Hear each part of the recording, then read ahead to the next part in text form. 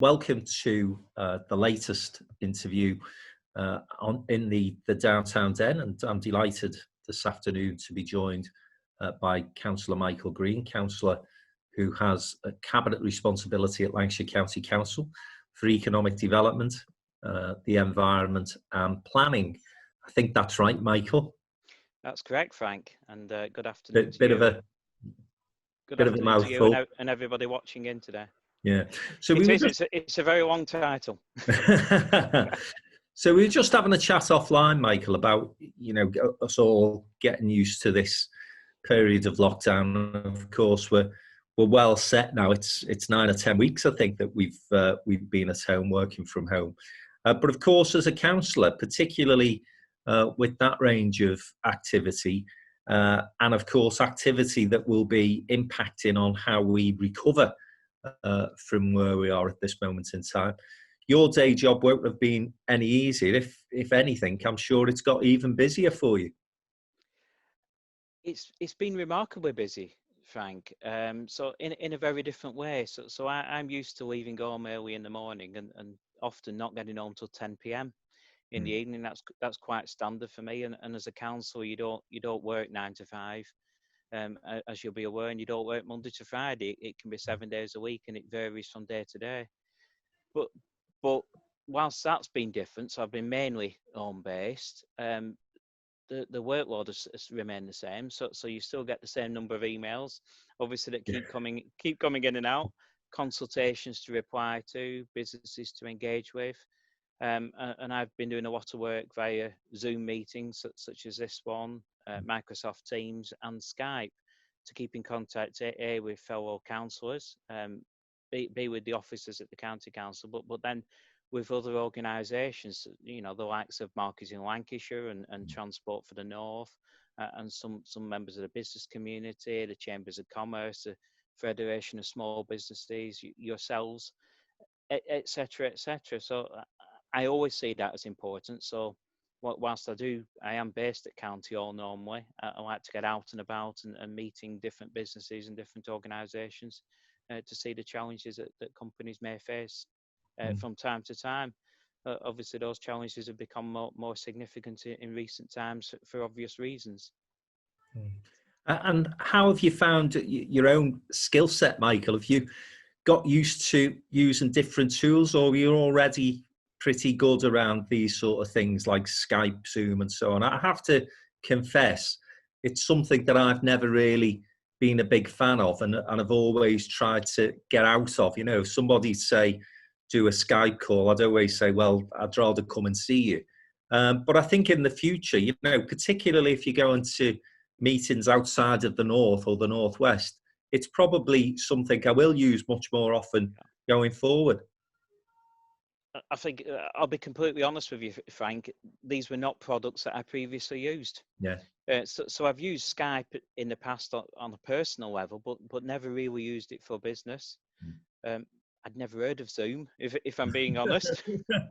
Thought it was a lolly ice. Yes. But that's a benefit, because it's forced us to use some of these products. And in actual fact, you can have meetings. And I was on a meeting with Transport for the North where there were 70 people in that meeting, and it took place. And it wasn't ideal, don't get me wrong. I would much sooner have a face-to-face meeting. I'd much sooner be face-to-face with yourself and everybody now this afternoon and speaking and being able to engage with people properly. And I think that's always going to be the preferred way of working for myself and probably most people. However, the likes of Zoom and Skype and Microsoft Teams give that opportunity to hold meetings in a different way. So there might sometimes be a need to hold a short meeting, and rather than travel 20 miles and getting different people from different areas together, you could do it using something like a product such as Zoom, and it would be a way of having contact, and better than just doing it by telephone. Yeah, for sure. So, for instance, I think yesterday I received an email from somebody I normally have a conversation with, and they'd actually set it up as a Skype meeting. So I think people are now beginning to use that as a preferred method. Yeah. So I think in the future, it'll be probably a bit of mix and match. Some of it will revert back to how we were operating up to January 2020. But I think the chance that we've had to use this technology will give people confidence to actually use it for some meetings moving forwards, and an additional way of keeping in contact, Yeah, which as you well know, is so important for the business community. yeah. No, I'd absolutely agree with that. I think, as you say, nothing quite beats face to face, but there are No, occasions when, not least, if you can start to reduce your carbon footprint, it'll absolutely. help in that respect again. Yes. So, as I've said, Michael, you've got this cabinet responsibility, which is quite broad. Just talk us through what those responsibilities touch upon. So, as you said, my role is cabinet member for economic development, environment, and planning. Um, So I would say the bulk of that portfolio is the economic development side. So it's ensuring that the ingredients are in place to see Lancashire flourishing as a county, to attracting inward investment and making sure our businesses have the opportunity to succeed, both locally but also nationally and internationally. Um, Now that comes about as a number of different strands. So some of it is direct investment by the county council into schemes, and we develop sites ourselves, and we have economic development companies as well, which are offshoots of the county council. But also some of it works by working in partnership either with other local authorities in the northwest or the private sector, to bring schemes forward. And I'm sure we'll touch on a little bit more on some of those schemes later. Part of the role, though, is also ensuring that we have the infrastructure in place to help businesses to flourish. So it's things around the skills agenda, which is so important, and ensuring that the residents of Lancashire will have the skills to flourish in the future, and to take opportunity of the employment opportunities which will arise in the years to come. And transport infrastructure. So transport is obviously a big one. We have a lot of advantages in Lancashire. I think there's 6 motorways that pass through the county. We've got the West Coast Main Line, etc. So there are some key advantages to us, but there are also some disadvantages, and the transport infrastructure isn't what it needs to be if we want to flourish as an economy. So very much part of my role is promoting inward investment in terms of transport infrastructure, either directly from the government or working with partners such as Transport for the North, whose board I actually sit on. Other strands to the portfolio are the environment, which is becoming ever more important for obvious reasons, and reducing the amount of carbon which is used by the county council directly, and by other people across the Lancashire footprint. And we've had successes in that over recent years. We set targets probably over a decade ago, and we achieved those targets ahead of schedule. But that becomes an ever more important issue moving forwards, and that there's ever more that we need to do collectively to ensure that we have an environment which will benefit the residents of Lancashire in the future, and at the same time allowing businesses to flourish and work in different ways to achieve what they want to achieve. The planning side of it is very much about strategic planning. So as a county council, we are the planning authority for things like minerals, waste, issues like that, plus anything that's a Lancashire development. So the topical one, the typical one is schools, for instance. So most of the schools will, if they need planning applications for either a new school or an extension, that would come before the planning committee. We also deal with some controversial ones. So waste incinerators will come under the county council, which tend to be controversial for residents in areas. The fracking applications came before the county council, so we are responsible for any exploration of anything such as hydraulic fracturing or fracking as it is referred to. So there's a number of schemes. They tend to be the bigger ones. They tend to be the more controversial ones. But we don't deal with things like applications for housing schemes, etc. Those are dealt with by the lower tier authorities, the 12 districts that operate in Lancashire. Yeah. Or an extension to back garden or anything like that. Yeah, There's none of that stuff. no, exactly. So obviously it's a very broad role, Michael, but as you say, and I think, the focus of our attention today is that economic development brief that you have. And clearly, although Lancashire, I think, has been very good in terms of reacting to the lockdown and supporting businesses through what's been a very difficult period. And the We Are Lancashire hashtag has caught people's imaginations. And I think the support mechanisms and the infrastructure that you've put in place, I know every authority in Lancashire has been involved in that, but I think right to acknowledge that the County Council, as the strategic authority, was at the forefront of pulling all that together. But I'm sure, knowing you as I do, you're already thinking about what next. How can we bring ourselves out of lockdown and get the economy moving as quickly as possible? And I just, before we move into the Lancashire piece, wanted to get your views really on how you feel the government and Rishi Sunak have reacted to the crisis, not on the health and care side, but on that economy side of things and supporting businesses. Yeah, thanks, Frank. I think once we realised what we were facing, the first thing that our officers at County Hall did was hold a meeting with myself, and we discussed what we were going to do. So obviously we have a product known as Boost, which supports business growth normally, and it's very much about growing businesses and growing the Lancashire economy and providing that service to 52,000 businesses across Lancashire. Well, we thought that obviously, whilst we want businesses to continue growing, it was obviously not going to be the right messaging and not going to be the right support that was needed. So we wanted to reposition Boost, and we did so, well, going back a couple of months ago now. We were in there right from the beginning to offer new services and new facilities for businesses to come to us for help. And we had this hashtag, which we still have, which is Ask for Help. And if any businesses are looking at this and they haven't taken advantage of Boost up to now, I would encourage them all to do so. Don't be afraid to ask for help. I think we all are, as human beings. Sometimes we are a bit reticent in asking for support in any situation in life. But we are obviously still in the middle of a crisis moving forward. So if any businesses out there do need any support, please ask for that help, whether it's financial or whether it's mentoring or assistance or advising them on where to go for further support. I think there are tremendous resources available there. Online webinars as well, and support and training, access to finance schemes and all sorts. So it's all available on the Boost website. If any businesses have not checked it out, just Google Boost Lancashire and it will come up with all those details. On a national level, Frank, whatever any of us, whatever any of our political persuasions are, but I think everybody would agree that the amount of support that the government has offered to the business community has been extraordinary. And I think it was beyond what most of us expected it to be, to offer the amount of support in terms of grant funding and loans and the furloughing schemes, etc., which has been recently extended by Rishi Sunak, has been a seismic change from what you would have expected.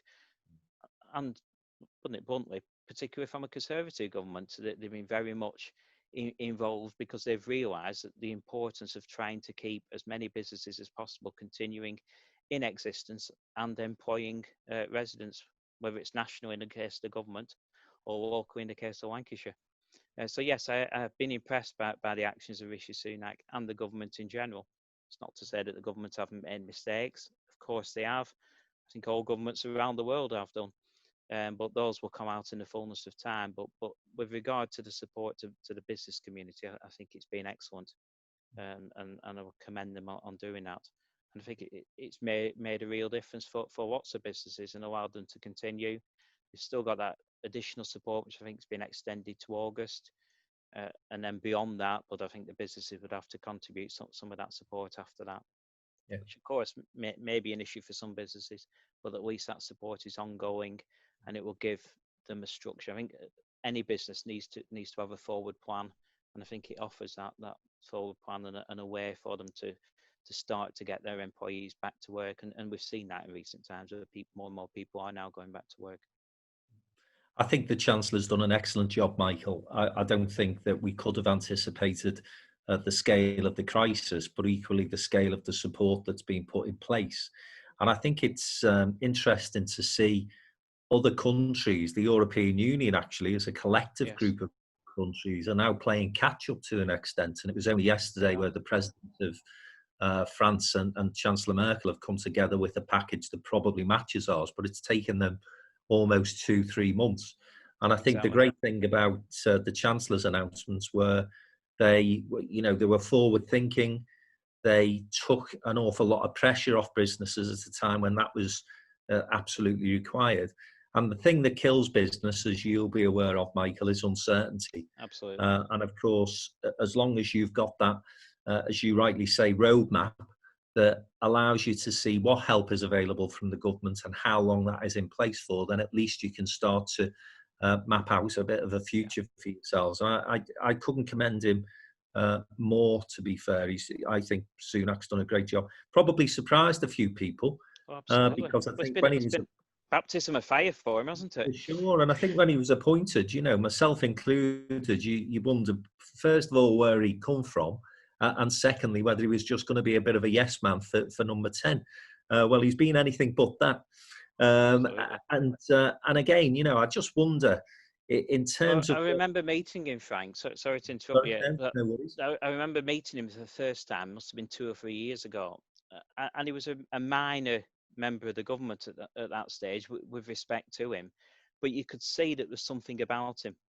There was something special there that you don't often see in MPs with respect to them and ministers. And you thought, this guy potentially could go very far.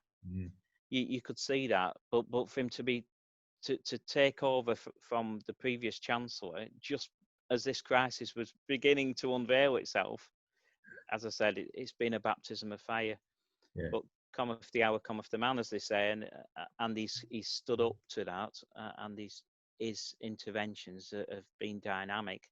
And yes, financially as a country, we will be paying some of this back for many years to come. But he's taken the right steps at the right time to support the business community and support people's employment opportunities. No, as I say, I think he's certainly, if we were to use the terminology a good war, then it would certainly apply to him. The other thing this leads me into, and it'd be interesting to get your views on this, Michael. Clearly the country is at a bit of a crossroads at the moment. We've been in lockdown for, as I say, I think it's 9 or 10 weeks now. I've lost count. But ultimately, there is a point where you've got to say, if we continue in this situation, then the short, medium and long-term impact to the economy is going to be such that actually the health implications in other areas of society start to actually outweigh what we're doing to combat the virus. It's Mental Health Awareness Week this week, for example. Now, we're already aware of the fact that, those charities that deal with those sort of issues are being absolutely inundated with requests for help and support. If you then look at the unemployment rates that have been announced today, which only really took into account a week of the lockdown, then they're significantly up. And of course, deprivation and poverty have a direct link to poor health. And my feeling, and this is just my personal view, so feel free to disagree, is that we do now need to turn the dial and start looking towards a recovery and coming back to work. It's very easy, isn't it, to get bogged down into health and safety and all those issues, which, listen, if you've lost someone in particular during this last few weeks, I'm not trying to underestimate anybody's loss, but I'm just sensing, Michael, that unless we do move that dial relatively quickly, the chances of an economic upturn coming back quickly are going to be fairly short. Yeah, I think that's quite fair, Frank, and I think that's part of the government's thinking in how they are moving things forward. We've clearly got to get the economy moving again. However, this has been a crisis, and it's been an health crisis, and we've got to first of all remember those people that have died during this. Nationally, we know what the figures are. Locally, there've been significant numbers, and we've been in 3-figure numbers for people dying on a weekly basis. Now, one death from this illness is too much. So we've got to get those numbers down, and we've got to keep them coming down. Now, we all know about this R figure for the rate of passing this disease on to people, but I'm not an expert on that. and I don't know what the figures are, and there's a delay on it, there's a lag on it as well, I understand. Yeah. So we don't know where we are, so it can only be done in a safe manner. I think, yes, we've got to get people back to work, we've got to get the economy moving. That is so important for individuals, for the reasons that you said, to support their lives, but their mental health as well is so important, that people need to be back at work. But it's important for the businesses, and it's important for UK PLC. But equally, we've got to do it at the right time and in a staged approach to ensure that it can be done safely, and we don't have a big impact on people's health by pushing that figure up and getting a second spike, which could be significant, which would have a massive impact, A, on the health, but B, also on the economy, because the last thing we need is to then go into a severe lockdown again, which could have a bigger impact moving forwards. As you're right, we said businesses need some certainty, and they need the certainty of being able to grow, being able to start their business back up, more and more people returning to work, but knowing that they can then go upwards and start to grow their businesses back again to where they were, and then beyond that, looking towards growth moving forwards, which we all want to see. I think that there's a balance to this, isn't it? It's a very clearly, listen, complex issues, and no government would want to be having to deal with these sort of issues, particularly a relatively new government and a relatively inexperienced cabinet.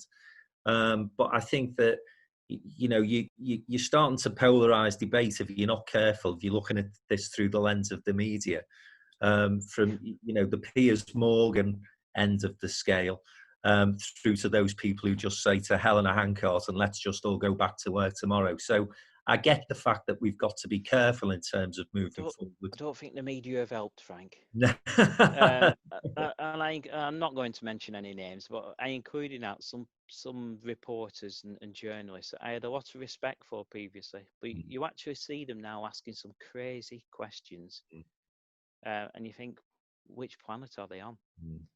So I think there's a responsibility with any kind of role like that. There's a responsibility as well, and sometimes they've not shown that over the last few weeks, which has been disappointing. Yeah, I think there's. I mean, I'd have to say, to be fair, I think where I'd be absolutely praiseworthy of the Chancellor's activities during the past 9 weeks or so. I think the government's messages could have been clearer. I think communications have been poor.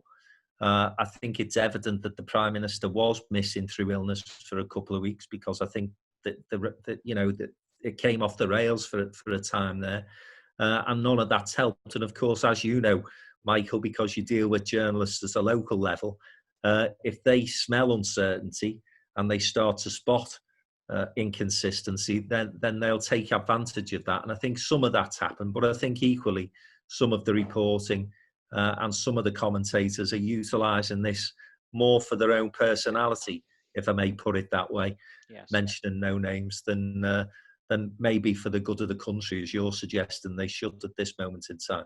I know that one of our participants today, by the way, and he's typed a little message in saying how well he believes Lancashire County Council have reacted to the crisis thus far.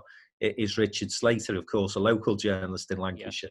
And it's people like Richard and others, of course, in the county who do give fair reporting and, of course, do promote the county and its business in the right way. So welcome this afternoon, Richard. Michael, let's move on and move back to local. Before you do, Frank. Sorry, Michael. Yeah. Richard is one of the much better examples, and Lancashire Business View has been working with Boost to help to get the messaging out there. So that's very much appreciated. Yeah. Well, it is the premier business magazine in the country now. I think has acknowledged it a national awards not so long ago. So we always knew it, of course, but it's nice that the rest of the country knows it as well. So, Michael, moving back to county matters then, you're looking at, obviously, the recovery plans. Where do you see Lancashire's advantages, strengths, as we do start to come out of this crisis? What are the sectors where you think there's going to be some quick wins to be had? Sorry, I didn't quite catch the end of your question then, Frank, sorry. I'm just saying, Michael, where do you think the sectors are in Lancashire where we think we may get some quick wins? Thanks for that. Yeah, we are looking at recovery plans. In fact, we have been doing for a number of weeks actually, to put forward proposals to the government and to seek assistance from the government and funding to help us to take some of these schemes forward. And we've got some good ones up our sleeves, and I'll talk about those to you more. I think the Lancashire economy is quite diverse in terms of its sectors, and I think that is a strength. But we have some sectors that have been particularly badly hit, thinking of tourism, hospitality, etc. And those will take some time. I know Marketing Lancashire doing work with member bodies, member companies, etc., to offer them assistance, but it will take time by the very nature of the businesses. Other businesses are in a different place, so manufacturing, a lot of them have started to go back to work now and can do so in a relatively safe way. So I think that is good and that needs to happen. And we've got lots of people in the office world, etc., that can work remotely from home, as we are doing. And so that is a strength too. One product that we've put forward in terms of looking forward to helping businesses to grow, we've just launched it this week actually. It is a 2.0 scale up program. So this is very much looking at businesses that aim to have 20% growth year on year. We'd launched a scale up program beginning of the year, actually January, and we've had to put it on hold for obvious reasons. But we're now relaunching this, and it's a 90-day support program for any businesses that are looking at growing by 20%, and it offers coaching, mentoring, masterclasses, etc. So if anybody that's listening is interested in that, please contact Boost and find out how they can register for that and take advantage of that scheme moving forwards.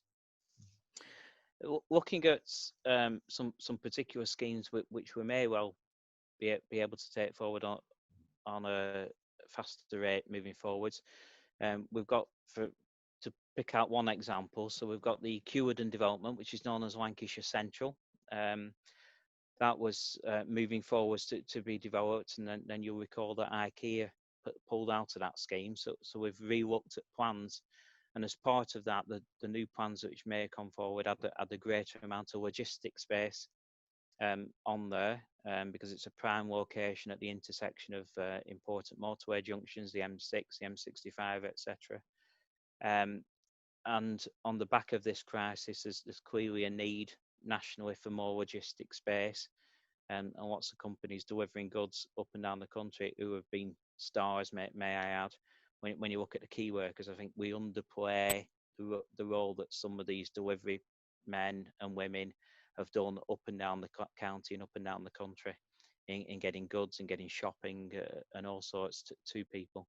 So there's a greater potential for logistics. So we see that as a massive potential on the Cllr side. In terms of the infrastructure and the links and the location of Lancashire, I think that, the city deal went a long way, didn't it, in terms of central Lancashire, in terms of improving that infrastructure. And I know some of that work is continuing. But equally, Lancashire rightly sees itself as a net contributor to UK PLC. And certainly we want to play a bigger part in the Northern Powerhouse as it progresses. And I'll come back to your views on devolution in a moment. But any movement, because I know it's part of your responsibility, in terms of Preston rail station, for example, which could be a fantastic hub for the county moving forward, HS2 and some of those other plans that the government have got in terms of spend on those big infrastructure projects. Yeah, I'll pick up on those, Frank. So City Deal that you've touched on, for anyone who's not aware of what it is, so City Deal was a partnership between the Lancashire County Council, the government through Homes England, and the two local councils, so Preston City Council and South Ribble Borough Council. It was a scheme which provided for 17,000 new houses and, importantly, over 20,000 new jobs over a 10 to 15 year period, and has been really successful in delivering some major infrastructure. So a lot of the junctions have been improved from South Ribble leading into Preston, for instance. We are currently building the West Coast, the Western Distributor link around Preston, up to the northwest of Preston. Plans are going through for similar to be done in South Hibble to create a sort of a ring road right around the city.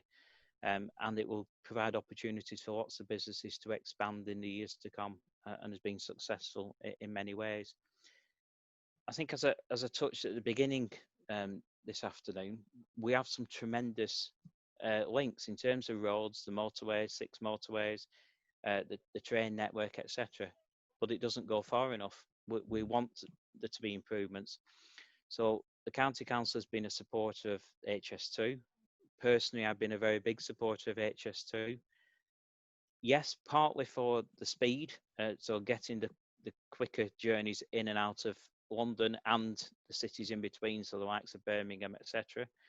But more importantly, and always more importantly than speed, was capacity.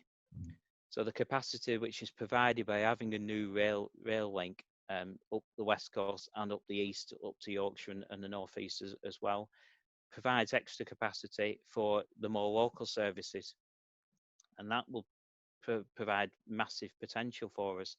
So there's talk about the Northern Powerhouse Rail, and the government's very supportive of that. So that links Manchester to Leeds and other cities, so the likes of Liverpool, Sheffield, up to Newcastle, and so on.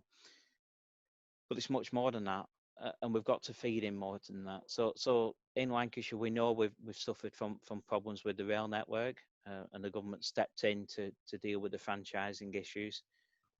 Sadly, not enough time before this crisis to sort things out, but I'm sure they will be resolved moving forwards. But we suffer in particular from east to west links, so across Lancashire and into Yorkshire. The rail links and road links in East Lancashire are simply not good enough, and they're serving very different communities, but some of them are quite deprived as well, and it's important that we get better links moving across. So myself and the Cabinet Member for Highways and Transport have worked closely on getting the Skipton to Colne rail link put in place, and we've supported that. We're hopeful of getting some good news from the government in a not too distant future to make that a reality, which will be an important passenger link, but even more so important for the business community.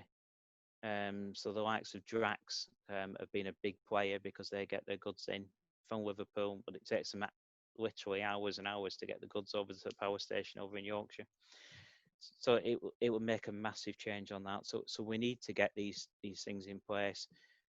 We're looking at, again, a new railway station just north of Preston to support the housing developments. New rail link to Skelmersdale, which hasn't had a railway station for some time.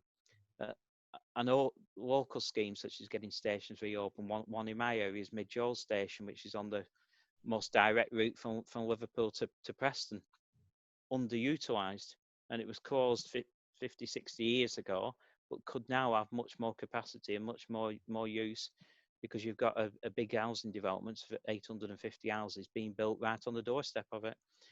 So there's some of them are not massive schemes. Some can be quite small schemes as well, but would make a massive difference to the people of Lancashire. And Michael, I've often used the phrase that I've always saw Lancashire as the glue that can bring the Northern Powerhouse together. But you've mentioned Transport for the North. You and I have had a number of conversations about how the county can punch its weight at that Northern Powerhouse level. And of course, it won't have gone unnoticed over the last few weeks that when we see Northern voices on our media channels, they tend to be people like Andy Burnham and Steve Rotherham, because of course they've got combined authorities, they are elected mayors, and it does give them that enhanced voice. In Birmingham, again, to take the politics out of this, they've got a Conservative mayor in Andy Street. Again, I'm conscious of the fact Andy was on breakfast television this morning. I think he's actually one of the few Conservative politicians who managed to get a word in edgeways with Piers Morgan, who I mentioned earlier. So the serious point here, Michael, is that when Lancashire comes up with, as we are at the moment, a recovery plan, and we go to government and we'll have an evidence-based case to make for additional resources. Of course, we've got great people articulating that case for us, and you've brought in some big hitters to help us with that recovery plan. But I think the argument that I've been making, certainly, and I know Jeff Driver agrees with this, is that we do now need to move towards a model of governance where we have a combined authority. And if that means having an elected mayor, a single voice, then that's fine. But Lancashire needs to get a place at that top table in the Northern Powerhouse debate, doesn't it? Absolutely. I couldn't agree more. I think in terms of our place in the Northern Powerhouse, Frank, I see it as Lancashire as being very much the engine room. So that's the way I would describe it. And we do have a big part to play, both regionally and nationally. So our enterprise partnership is very ambitious. We've got recently a new chairman. We've now got a new chief executive in place who are ambitious to do more and more. And we are seeing that ambition coming through. We are playing our part through vehicles such as the Convention of the North. In fact, this morning at 8 o'clock this morning, I was on a conversation with colleagues from Convention of the North and looking forward to plans for, there's supposed to be an event in September this year, which may or may not take place, and that will be announced in due course. But looking at ways in which we can promote the North of England as a whole and playing our part within that Northern Powerhouse moving forwards. We have some great schemes in Lancashire, north, south, east and west. So we're involved in developing the Eden project up in the north at Morecambe, which will be transformational for Morecambe, the north of Lancashire and Cumbria. But I would go as far as saying this is a project of economic significance on a national scale. This is a national scale project and something that we hope that the government will put some funding in. We've been supporting it so far ourselves, the Enterprise Partnership, Lancaster University and Lancaster City Council. So we've been behind this for a number of years now. Government's put a little bit of money in, but we need them to, putting it bluntly, we need the government to step up and put a big sum in. But they'll only do that if a strong business case is made. Now, I firmly believe that business case can be made and we'll be working to do that.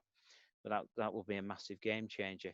We've got the Cllr development right in the centre that we've touched on already.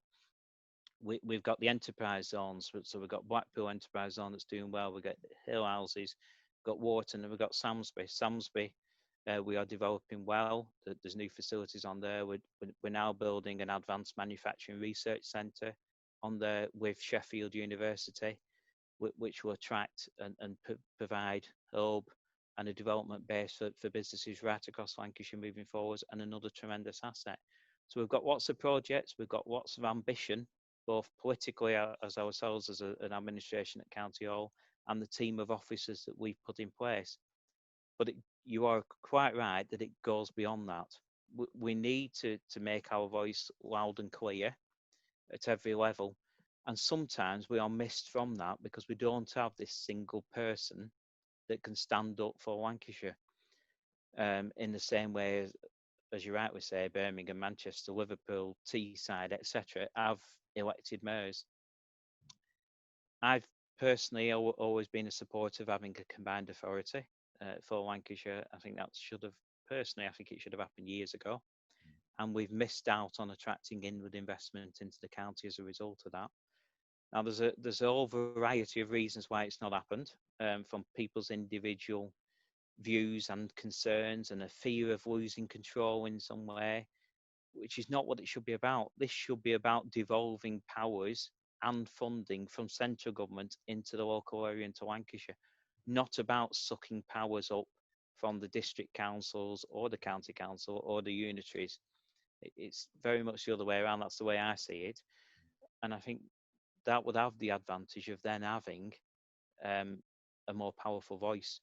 Now, whether or not you have an elected mayor to support that, the government probably would insist that you had a person who could be held accountable so that he or she has some accountability ultimately to the electorate, which I think is crucial, that there is accountability. So I can understand that. But equally having an elected mayor has been a concern for many politicians right across Lancashire. So we'll have to see on whether that happens. But I think the prize needs to be big enough. And if the prize is big enough in terms of being able to take decisions closer to the people and having additional funding, which we can bring in to the county for the benefit of our businesses and creating employment and improving people's quality of life as a result. I think that is a prize which is big enough to work with, and something which I would support. I think it is an important step, Michael, because I think, when you talk to our colleges, for example, they look to places like Liverpool and Manchester and see that resources that they're not being able to get their hands on are going to those cities purely because of the combined authority status. And I think the other thing I'd say on the political view, I talk to lots of Conservatives in Lancashire, yourself included. And of course, if you looked at Lancashire as an electorate, you would ordinarily think that there was almost a default position that you would have a Labour mayor. Well, I tell you, they said that in Birmingham. They said that in the West Midlands. And, Andy Street has he won against the odds. But I tell you, he'll take some shifting because politics aside, he's doing a grand job, is Andy. And I think people respect him for that.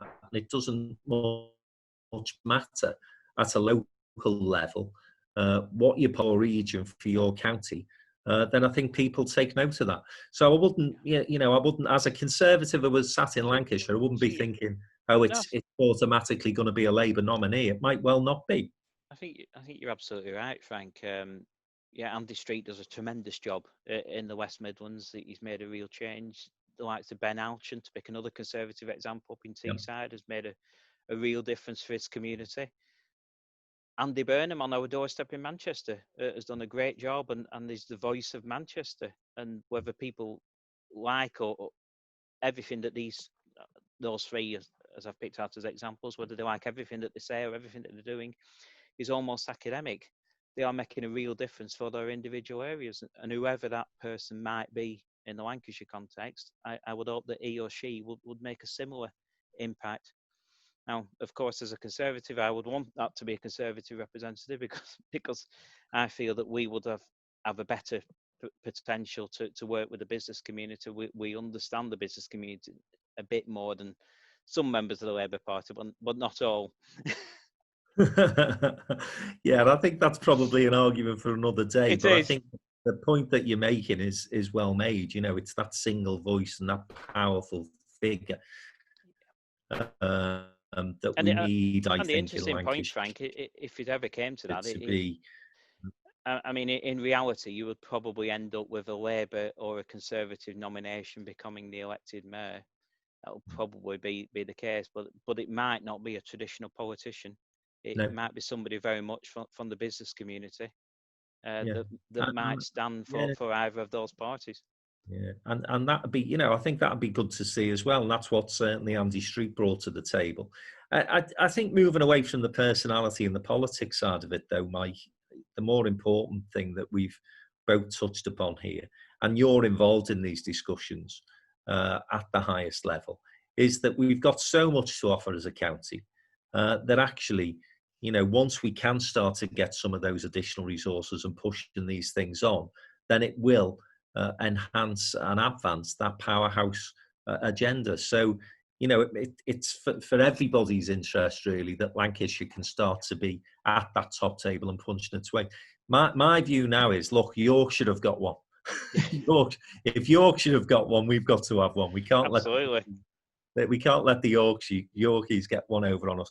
Listen, I'm conscious we've got about 15 minutes left. If people are watching and want to type into the Zoom chat a couple of questions, then I'll put those to Michael. I've got plenty of my own left, but if people do want to put some questions, then please do so. I touched quickly there on education, and you mentioned earlier as well, Michael, about the importance of skills. So we have some great colleges. Of course, we have some fabulous universities, world-renowned universities. But of course, a little bit of conversation and controversy, I suppose, over the last week about a return to schools. I've not kept my eye on what's happening in Lancashire, to be honest, on the school side of things. Are we all good to go on the 1st of June in the county?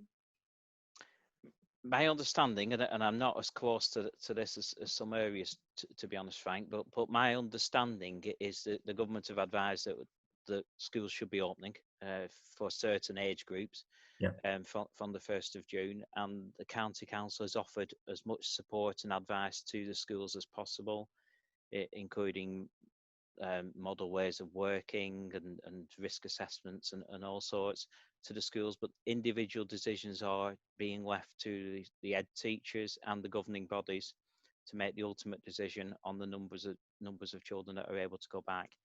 And ultimately, the final decision is being left with parents on whether or not to send their children to school. So whilst we normally, as the county council, would enforce children being sent to school, we obviously, for obvious reasons, think that is crucially important. The discretion is now being left to parents as to whether it is right that their children should go back, and that a lot will depend on the individual preparations done by each school. With over 600 schools in Lancashire, so there'll be different pitches in different areas. Yeah, I think that makes perfect sense. I think I'm right in saying, Mike, I may be wrong, but the biggest local education authority, certainly in the northwest, aren't we? I think we are the biggest in the country. Yes. Yeah, I think that's the case, isn't it? Yeah, and I know size doesn't matter, but it's always good to remind people of how big Lancashire actually is, in my opinion, anyway. But schools are obviously taking it as a matter of very important to keep the children and the staff and the wider community safe. So, for instance, I'm a school governor, and I received a model risk assessment last night for governors to go through and to pass comments on, which I did, and others will have done as well. But it seemed, from my looking at it, it seemed to be very rigorous, and they were considering the various potential aspects and potential risks and how to manage those risks moving forward. I think it's all part of that turn in the dial that I mentioned earlier. So, it is, yeah. Yes. Right, couple of questions from people who are online watching this afternoon. So, from Richard Slater at Lancashire Business View. Interested to learn how COVID is affecting the preparation. A good point, Michael, because I know that the county Sorry, Frank, and the LEP. It just broke up then, so I lost you at the beginning. Sorry. This is a question from Richard Slater. Interested to learn how COVID is affecting the preparations and timescales for the Lancashire Industrial Strategy, which I know you are underway. Undoubtedly, I'm guessing that there will have been some impact on that strategy. I think I got most of that. You broke up a bit. Undoubtedly, there will have been some impact, Frank. Yes, and thank you, Richard, for the question. But I think it's important to still move ahead and look to developing this industrial strategy for Lancashire, which I've always believed would be important. And we take the COVID experience, so to speak, into account, because there are factors and there's issues that we must always learn from moving forward. So as far as I'm concerned, that's as important as ever, if not more so.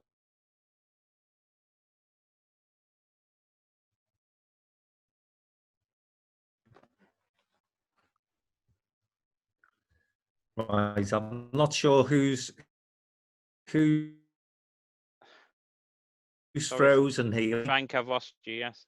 Connection or Michael's connection that's gone. I think, as I say, I'm not sure whose connection it is that's gone a bit dodgy. So if you're watching in and you've lost us, I do apologise. Michael, have we got you back? I'm here, yes. Yeah, you're there. I think it may be a connection in my part of the world rather than yours, so I do apologise. No problem. I think we've got the gist of the industrial strategy. We're continuing, but obviously I think some of the challenges that we've probably unearthed over the past few months will be taken into account moving forward. Richard, we'll come back to you on that, and Richard has got your number anyway, so he can have a chat to you privately if he needs to on that. Yes, final question, because I don't want to lose the link. And this is from Yvonne Renenson Stone. Good afternoon, Yvonne. Yvonne says, thank you for a great discussion. Aside from the projects mentioned, what role do you see the regional universities playing in the recovery? Hello? Did you get that? There was Michael? quite a bit missing, No. Frank. I'll try one more time. The question, hi Michael, is what role do you see the our universities playing in the recovery? Okay, yes. Thank you, Yvonne, for tuning in and for asking that question. A very important role. So as we've touched on, we've got some world-leading universities. So from Lancaster University up in the north, we've got the University of Cumbria, which has its main campus also in the Lancaster area. We've got University of Central Lancashire based in Preston, but now with important offshoots over in Burnley, and we've got sorry, we're breaking up a bit.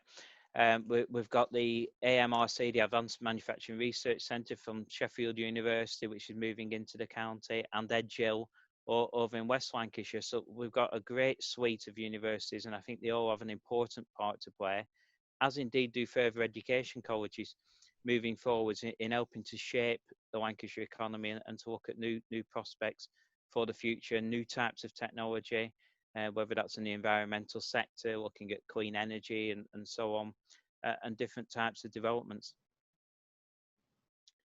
As well, ultimately, I think a wider role for universities is attracting people to our county and keeping them here. So traditionally in the past, we've had students that have moved out of the area or studied here but then left the area. And I think the key is to actually keep them in Lancashire, and I think there's a greater role to be played moving forwards. So personally, I think that the role of the university sector and further education is one to be valued and cherished.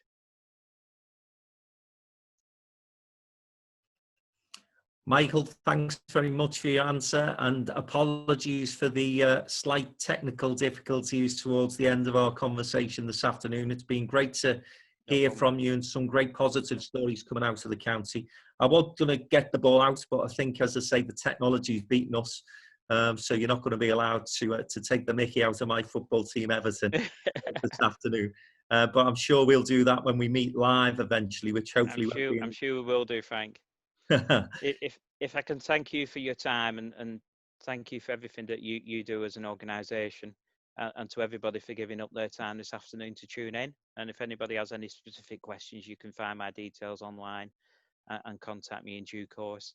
But I think the thing to take away from this is we will come through this crisis, and I believe we'll come through it stronger as a local economy, and we'll continue to build the economy. Lancashire has I think it's £2.25 billion pipeline of projects, and I see no reason why those strategic schemes will not go ahead in the future. We are ambitious, and working together, we will get this done. Brilliant. On that positive note, we'll end the conversation. Thanks, Michael. Thank you, Frank.